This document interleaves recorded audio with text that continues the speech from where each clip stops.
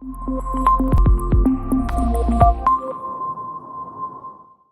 morning, everyone, and welcome. Just giving a few more moments for people to join, because I know it's Monday morning and everyone gets a little bombarded with some extra emails from the week before. So I hope everyone had a great weekend. So thank you for joining us, and we'll be covering off the client services presentation very shortly. So just give it a couple of moments. To probably just start off while people are starting to join, we'll probably just maybe get started on on a bit of an introduction.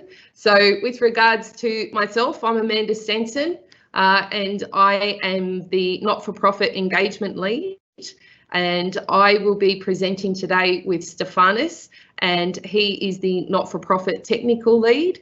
And combined, we work together to help not-for-profits to achieve great outcomes. So today, the objective will be to work go through the not-for-profit framework and understand what it is that we deliver in our client service delivery system and how that relates through to Dynamics 365.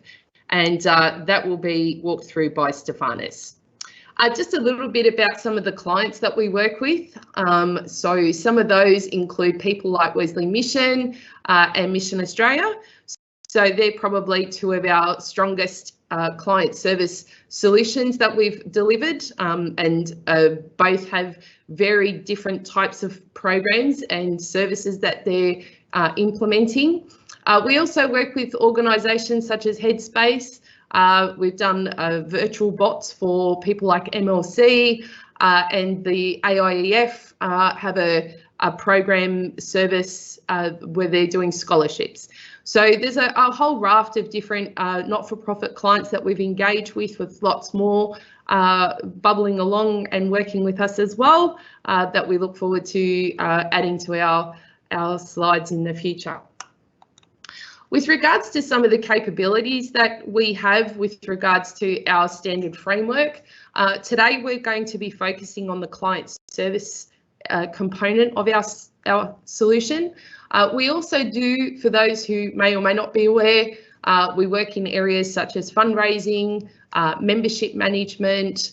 We also have combined the Dynamics marketing into that solution that also includes live events and event management, grants, and also a comprehensive volunteer management solution. So, you know, we're working through and really looking at how Dynamics can be well leveraged for a lot of the not-for-profit organisations. With respect to just giving a bit of a picture of how we see the Microsoft framework coming together. So this is a diagram that is probably sort of breaks down the different elements that we see a solution that needs to cover for any organisation going forward. So when you look at it, if you look at the top of that particular screen, you're looking at probably what we call the omni-channel, or all the different ways and communication channels that an organisation needs to consider when they're looking at a not-for-profit solution. So if you look at it, there's you know, that whether they're coming through the website, on the internet, whether they're coming through on the phone, SMS, web chat, different social channels, face-to-face, and also on any device.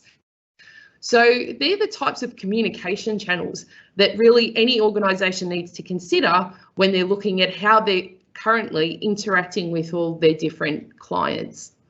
The Dynamics solution, the Dynamics 365, that's the sort of component that you'll see there coloured in teal, and that's the component that we're going to be focusing on today when we're walking through our presentation. So really, when we look at it, we're looking at how the caseworker and maybe the different levels of supervision, whether that's a program director, a program manager, all the different layers, they all have a different level of requirement coming from the system.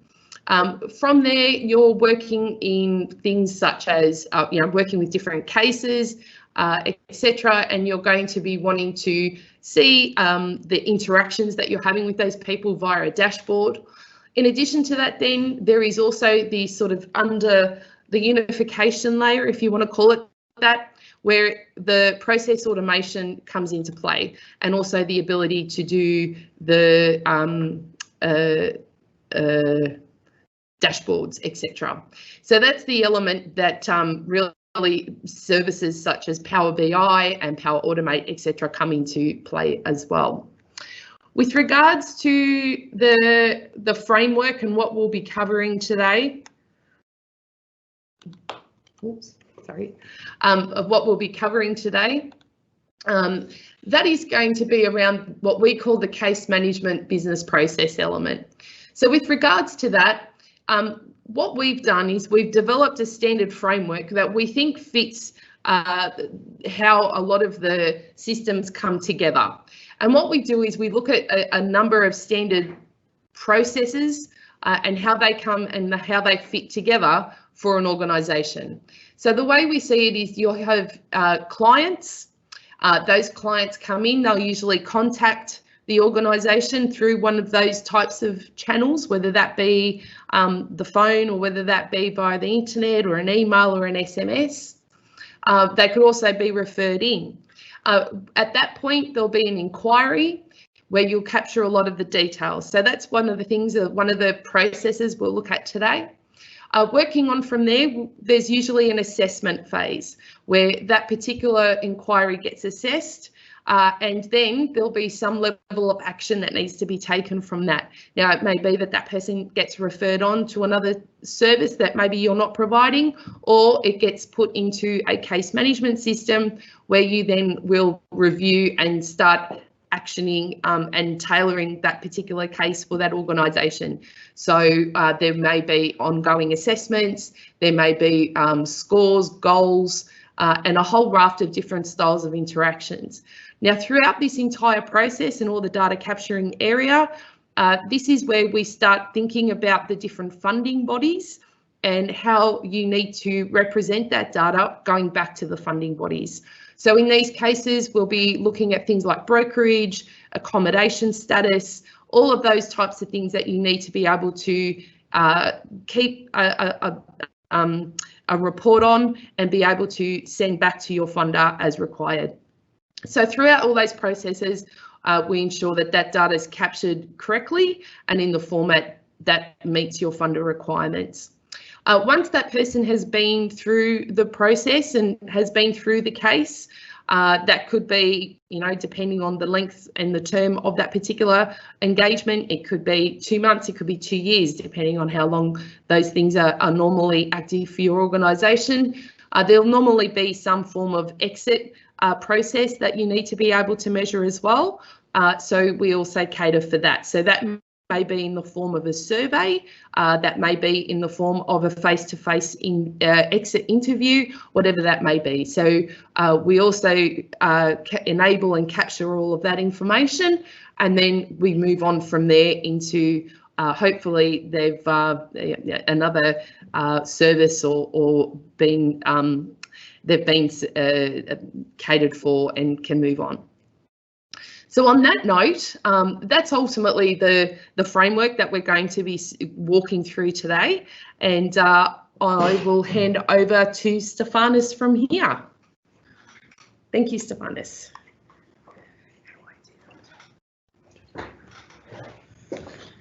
Sure. Hi guys, my name's Stefanos. I'm the capability lead for not-for-profit within Barhead. As what Amanda said on this framework, the challenges we've seen from working with organizations such as yourself is striking a balance between funder mandated data requirements collection to keeping your organizations as client-centric as possible. And so that is what our solution hopefully will be able to demonstrate and strive to achieve. That is a balance between the client-centric so that you provide that services and being as much as possible client-centric, but at the same time complying with funded data collection, validation, and reporting requirements. So on that note, let me just switch and open up the demo system. Okay. All right. So what I'm about to demonstrate today is Microsoft Dynamics 365, and as well as a number of other online services of Microsoft, such as Microsoft Outlook, Microsoft Forms Pro, and then obviously in the background there are a number of flows and other Azure services that are running to support the solution overall. The base solution is based on Microsoft Dynamics 365 service management. That is around case management and goals and things like that. What Barhead has done through our experience working with clients such as yourself and Mission Australia and Wesley Mission, as Amanda mentioned earlier, we've created a framework. And what that framework allows us to do is build on more functionality on top of the vanilla Dynamics 365 service management and case management, so that it's better suited for data collection requirements and fund requirements. So for those that are not familiar with Microsoft Dynamics, this is the URL or similar URL that you will be seeing if you were to use Dynamics. You've got your logo at the top, you've got the breadcrumb. The left-hand side is the navigation. You have quick access to recent records, as well as records that you work with on a frequent basis, so that you can pin them, that you don't have to search and find the records every time you want to work with them. On the left-hand side here, you've got navigation, we've got organization, contact, and cases. These are the primary ones that we're going to look at, as well as other elements within cases. So let's start with our search. So we will search for a couple of clients because of the nature of services. They could be placement-based, counseling, service-based. We're going to use a number of clients to demonstrate to you the capability of Dynamics 365. So we'll look for example, Megan, right? And as you search, it will search for not only contact, but also other record types that can be configured to search for. You can also search for Jessica, for example, and here you find a number of records that could potentially match, as well as other record type. On the left-hand side here, you can further narrow down the search based on record type, the ownership based on the modified on, to make sure that what you both being pulled and displayed is what's relevant to you. So let's go back to Megan. That's what we're gonna be using first. Actually, before we do, click. Right, now let's say if Megan is not on the record already, so the usual step is if a client presents him or herself, then you'd ask for some identification so that you can potentially look up if the person already existed in your system or not. Let's say if Megan had not already existed in this system, you'd be able to create a new contact like this one, put in a quick first name and last name, and then click Save and Close. Now, this form you can configure to capture as minimal or as many fields as you require to make sure that duplicate detection can be triggered and that enough sufficient information can be captured in the first place. So here, if I were to try to create Megan again, it will pop duplicate detection record and prompting me that there are potential duplicate of Megan Davis that I'm about to create. So in this case, I'll just click and open up the record.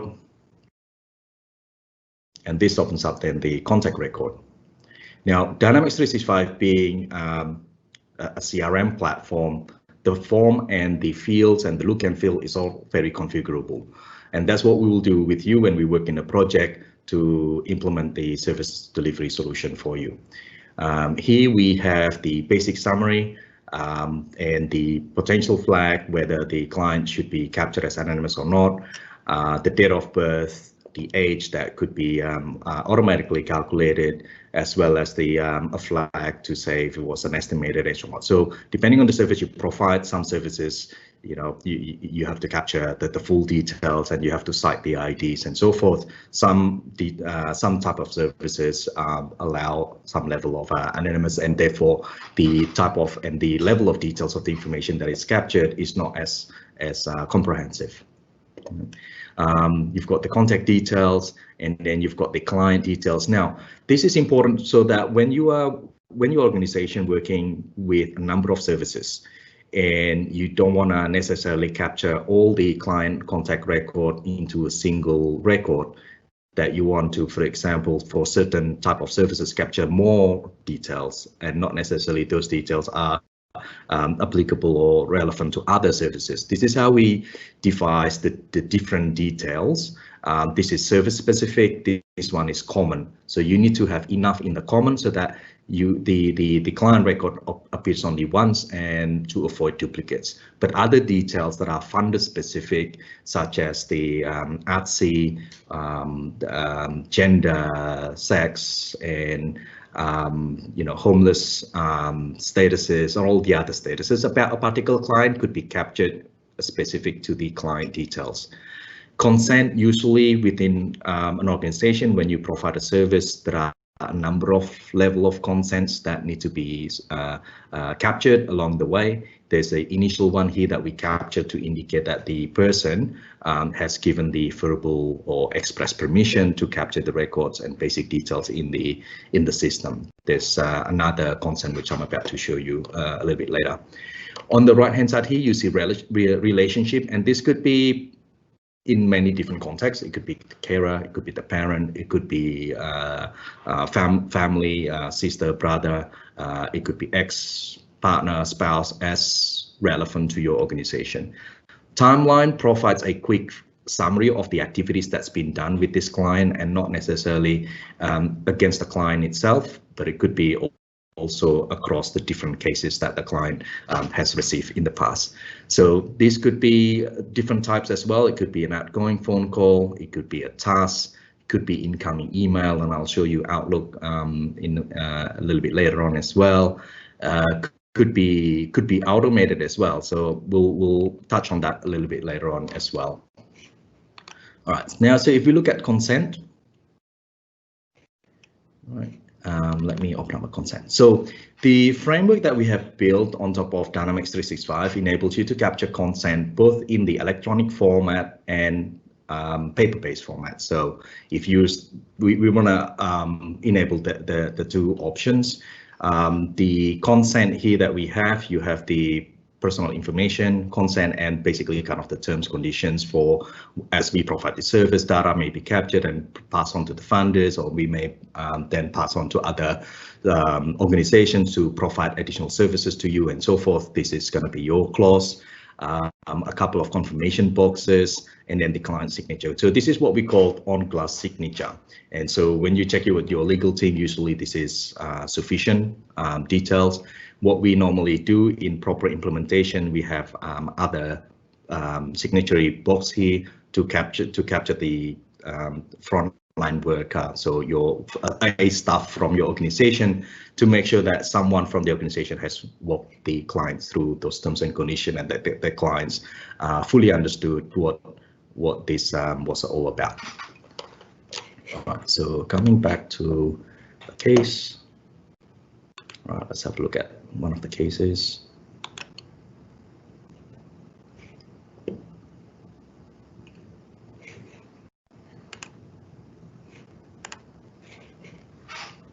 All right, so as this is loading, okay, all right, as you can see, there are a number of cases here, and so when we implement this for you, we have proper security and through the implementation of business units and teams properly, so that only people within the right services and or sites could see services that are that they have access to. But in this case, you can see the different service, the different cases that this person has had.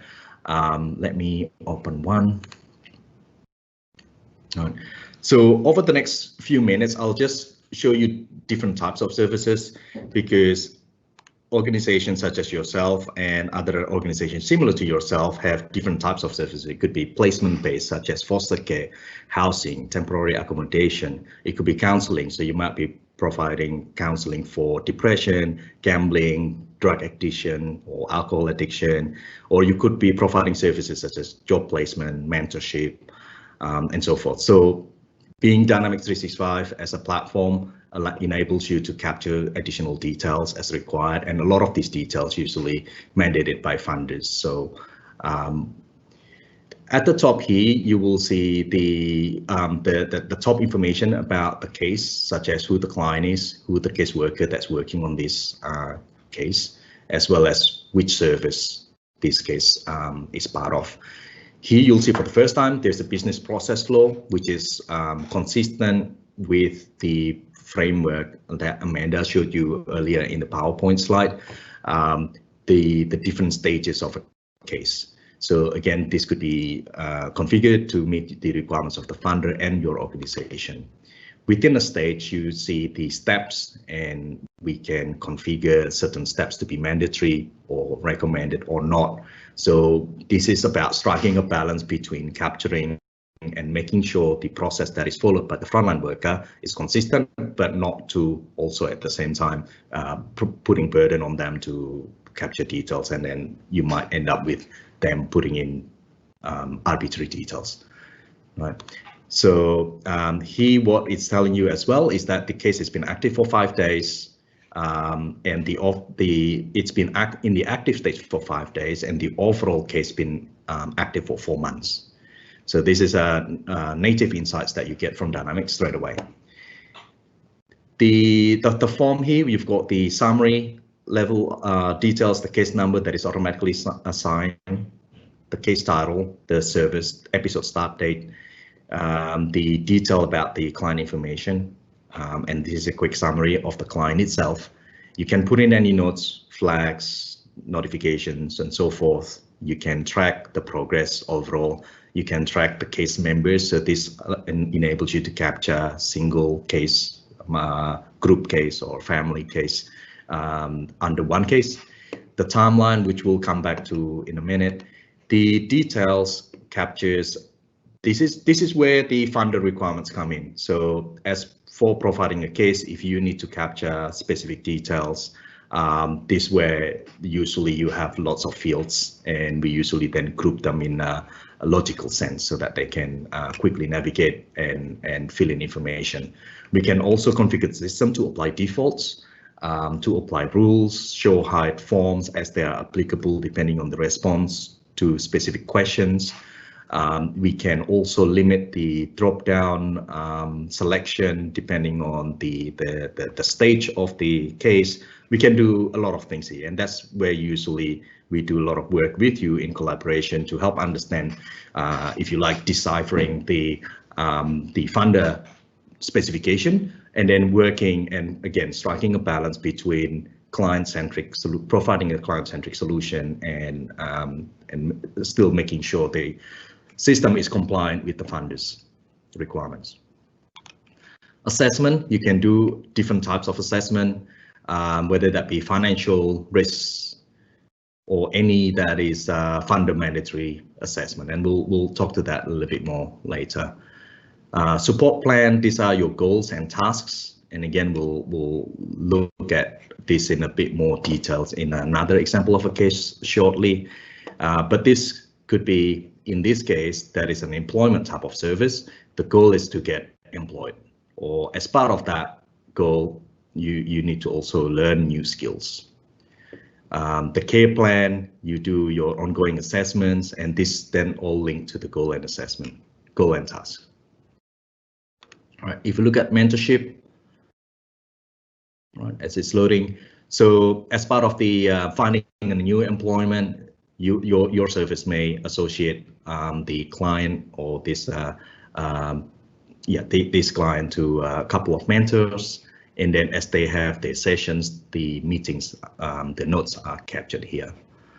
And then as they go through the process of finding a job, as they find whether that be voluntary type of job, part-time job, and so forth, you can capture this, and this information that we've captured so far would be usually reportable back to the funder. If as part of providing service, you feel like the client requires some services that your organization doesn't necessarily provide, you can refer out to other organizations, and whilst keeping the case active. The referral, there are two types. There are external type and there's internal. The internal, and as per the security implementation that we usually do, they're not able to see each other unless they are explicitly referred to, accepted, and gone through the assessment, and that then the case is shared. So once the case is shared with the other service, then any updates, the reporting and so forth, you'll be able to, the frontline worker will be able to access, so that this is about reducing the admin or the requirement for the client to provide updates if the client is receiving service from your organization, the other service. Right. You'll be able to capture feedback, and I'll show you in a few minutes Microsoft Forms Pro that is integrated with Dynamics. So that's a bit of like a survey tool. So the feedback, depending on, again, the frequency that you need or what the funder mandates, you can receive the feedback directly and link to the case. Okay, so on that note, I will now flick to a different case. So let me open up another case. So this is another case for Jessica, who's had domestic violence or experienced domestic violence. So again, this is obviously confidential information for the frontline for the client and the frontline worker. So you capture the notes here. Only the people that within the service would be able to access by default. Here you can see the different types of activities, counseling. I'll come back to that in a minute. What I wanted to point out as well is that you could also trigger workflows. So depending on the stage and depending on how long this how long this case has been open for, some funders may have requirements. For example, you have to have at least one contact with the client or within a month, otherwise the case must be closed. So that could be, there could be a task that is then triggered closing to or getting near to the day 28th or 25th of the month with no contact, to prompt the frontline worker to make contact. So this is an example of automated tasks. You could also have emails. Let's have a look at this phone call. So when there is a phone call, phone call coming in, or if you provide a phone call or services through phone call, then you can also capture, or in fact any activity, you'll be capturing the service details here. So what we find that through our experience implementing this through organizations is a bit of a mind shift in the funder specific ways. You think about what service are you providing when you're interacting with the client. In CRM sense, we look at the different channels. So as you provide a phone call, you focus on the phone call, and when the phone call is finished, for example, then you go into this page and you fill in the service details that was provided as part of the phone call. And this could be single type of service, it could be multiple. Right. And then you can also, in the more of a practice management to extend from this, you can also have some parts of the duration here being charged out, or billable, non-billable, internal, provided by funder, or pro bono, and so forth. So this is where the flexibility of Dynamics come in. You focus on the interaction so that it's very much client-centric. At the end of it, or as you go through the interaction, you capture one or more service details. Okay. So let me go back to the case. No. If the service has the ability to provide financial services, or here we call it brokerage, then you can track within the case of how much money being spent on the client with regards to this case. And obviously this is trackable by the funder as well. You can set a budget, and the budget can be manual, could be preset based on a stage of a case or conditions of the client and so forth. It's all configurable. It could be because obviously mandated by the funder and authorized by the funder. How much been approved, you can track as well. And you can see the chart here to see the spending month in, month out. If we open one up, the one that has been approved, then you will see a similar business process flow to what we have at the case. Starts loading. Yep, right. So there's the draft, there's internal approval. There is a branch here which I won't be able to show, but if this is if it requires an external approval, for example, if the requested amount is quite large, or if it's of a particular category, then we can trigger an external approval, and we use Microsoft Flow to basically pass on the approval process from Microsoft Dynamics or an internal to your organization to then reach out to the external. And then once the approval is received or obtained, then it would go into the complete stage. So there's a flexibility in here, and we can configure that to your organization needs. Okay, so coming back to case brokerage, let me have a look at the support plan. Right, so in this case, in the case of domestic violence, for example, the case and the goals could be about controlling anger and anxiety. So let's open that up. And then you might want to do K10 assessment, which is a depression checklist type of thing, which I will show you in a minute, how it could potentially look like. You can also, within a goal, you can also trigger multiple workflows and tasks to set different milestones. So here's first, second, and third month checkpoints. And if you look at the K plans, you'll see a quick chart again as they are being done month in, month out, how the score is progressing. Yeah, so it could be getting better, or it could be not as good, depending on the month. And this will allow, again, the funder to provide insights. Or if the funder does not request for such information, this is something that your organization could go back to the funder and say, did you know that based on our experience, these are the insights that we get from the various cases and services that we have provided to our clients. So let me go back to what the K10 assessment may look like. We use Microsoft Forms Pro, and especially when we need to reach out to the client directly and ask them to provide information. And this is, they could do then on the computer, on the device. It's mobile friendly, and the responses we will capture directly inside Dynamics. So here, anxiety, so it could look like this, right? And then we can also tailor this so that the client can fill in directly, or if your prerequisite is that for a staff or frontline worker to sit down with the client and fill this out together or on their behalf. Now, the email also trackable. So if I go back to the case, so if you receive an email or let's say you ask for referral from a family member or a reference, you could track that via email. The email, let's say if there's a reference letter here that you receive from external about Jessica, and you want to track that in Dynamics, it's actually quite easy. You click on the Dynamics bar here and it will load. Now, this contact doesn't, if this contact doesn't exist in the CRM system already, there's a ability to quickly create a contact. So based on the email address, the system knows that this person is not in the system, so you can add as a contact. And the basic details around the email or the contact is pulled from the email, first name, last name, email. And then if obviously the email has a signature of the organization, the additional telephone number and addresses, you can copy and paste into these fields. Right.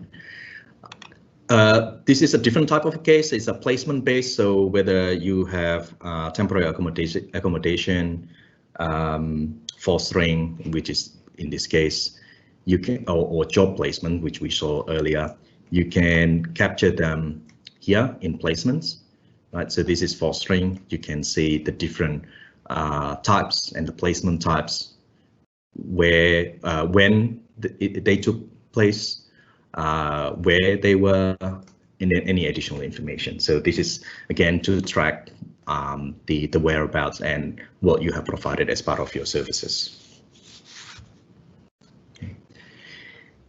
Lastly, the part that I want to show is around the dashboard. So the dashboard is usually the landing page of the system so that it's action based.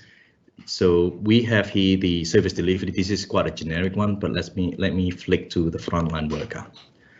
So in our definition, usually we have three groups. You have the frontline worker. They are the ones that are dealing directly with the client. You have the program manager that usually doing the helping the frontline worker doing initial assessment and then looking at allocation and see if the program or the service has capacity, and also then assign to frontline worker to a case. The program manager also usually looks after the financial side of the services and the compliance side. So that's more like a manager role. We also have the director, which is higher up, that then rolls up to a number of services. If you look at the frontline worker here, I'll just click on the Power BI. You can see as a frontline worker, I know how many cases I have across how many clients. So obviously some of these cases are group type, the total expenditure that I have spent, and we can provide a definition. Is this financial year, rolling 12 months, rolling 6 months, and so forth. The idea of client engagement, and that is basically based on the number of interactions and back and forth between yourself and the client. So when you send a survey on a regular basis, do they respond? And if they respond, what do they say about the services that you provide? The breakdown by status and the priority, right? So I see there's one here that's still in the inquiries that this is a new case, but I have also 2 active cases. So I'm about to, this is new, these 2 I should know the client well enough. The monthly and expenditure chart, and then the breakdown of the case itself with the link to open the record in CRM, so I can click and open up the case record directly. I don't have to navigate around to find where is my cases, where are my clients. I can just look at this and say, all right, here are my cases. I'll click on it, and then it will then pop open the record. The program manager is overseeing, as I said, more managerial, also across a number of frontline workers. So, right, so obviously it provides a roll-up view of the cases across the program, how many cases, expenditure across the services, and the roll-up of the client engagement. You'll be able to look at the rolling dates. So this is a date slicer. So the good thing about Power BI is that it's interactive. And so you can click. So let me open up the service delivery one just to give you another flavor of what this could be. This is delivered through Power BI. And so we use Power BI so that it's interactive, and you can slice and dice the data, and it can provide aggregation at the right level. Here you can see the different stages. So if you look at the active, I can click on active, and it will show you what they are, when they landed or when they came in, as well as which service. I can narrow down and select only specific service. Okay. Right, and that's the end of the quick walkthrough of the framework that we have built on top of Microsoft Dynamics 365 and a number of other Microsoft solutions with regards to client and service delivery. All right, with that, let me look at Amanda if there's any questions. So yes, we'd like to open it up, and if anyone has any questions, please feel free to put those in the chat. There was one that was asking about email. So what does the email have? That was my initial and my Gmail account. So one email account would, like Gmail has this flexibility to have different aliases for demo purposes. So it's just for demo purposes, really. The other thing that's worth mentioning is that integration with SMS. So we use Twilio, and Microsoft has a native integration with Microsoft. Sorry, not Microsoft, Twilio. Microsoft has native integration with Twilio, as well as a couple of other SMS services. So it's quite easy to configure. And so what that allows you to do is enable other channels, not just phone, not just email, but also for frontline worker to quickly create an activity SMS and send it out. We will also can use SMS for confirmation of appointments and prompting for survey links and so forth. So we find it usually quite handy. So at this point, there doesn't seem to be any other questions. I'll give you another couple of moments.